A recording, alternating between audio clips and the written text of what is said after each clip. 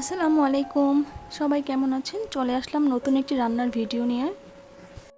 আজকে আমি রান্না করব পাকিস্তানি কক মুরগি অথবা খাসি মুরগি, যে যেই নামেই চিনেন। যেদিন বাসায় এইভাবে মুরগির মাংস রান্না করি ওই দিন নিমেষেই তরকারিটা শেষ হয়ে যায়। আর এইভাবে এই মুরগির মাংসটা যদি রান্না করেন তাহলে এত জুসি হয় আর এত মজা হয় খেতে, যা রান্না করার পরেই বোঝা যাবে। তো এখানে আমি 1 কেজি পরিমাণ মুরগির মাংস নিয়েছি। আমি শুরুতেই যেই মশলাগুলো দিয়েছি ওগুলো আমি ভিডিও রেকর্ড করতে ভুলে গিয়েছিলাম।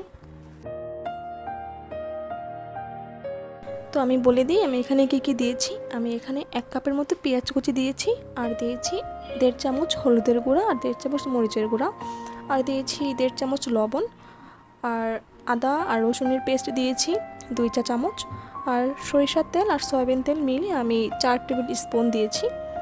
আর এখানে হচ্ছে আমি জিরা গুঁড়া আর ধনিয়া গুঁড়া দিয়েছি 1 চামচ করে। গরম মশলা দিয়েছি 1/2 চামচের মতো। এই গরম মশলাটা কিন্তু আমার নিজের বাসায় হাতে বানানো। আমি সব ধরনের যে মাংসে যে মশলাগুলো প্রয়োজন হয় ওগুলো আমি ভেজে ব্লেন্ডারে মিক্সড করে নিয়েছি। এখন সবগুলো উপকরণ ভালোভাবে মিক্সড করে আমি 10 মিনিটের মতো ম্যারিনেট করে রেখেছিলাম। 10 মিনিট পরে আমি এখানে পরিমাণ মতো ঝোল দিয়ে দিয়েছি, একেবারেই নেক্সটে আর কোনো ঝোল ব্যবহার করব না। এটা আমি এখন ঢাকনা দিয়ে ঢেকে আমি বলক আসা পর্যন্ত রান্না করব।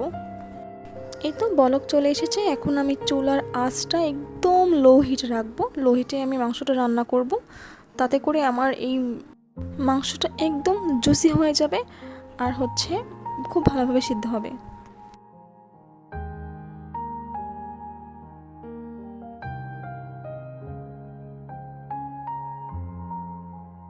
প্রায় 10 মিনিট পরে আমি এখানে একটি টমেটো কুচি ব্যবহার করব, এতে করে আমার রান্নার স্বাদটা আরও দ্বিগুণ বাড়ায় ফেলবে।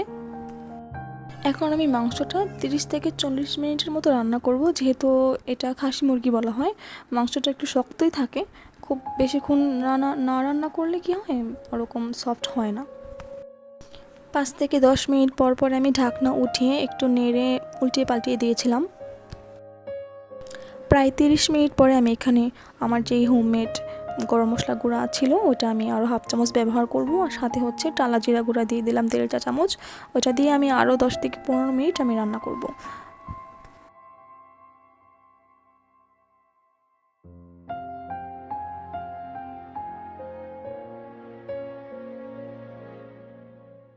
এই তো আমার মাংস রান্না প্রায় শেষ, যেহেতু ঝোলটা একদম গাঢ় হয়ে এসেছে।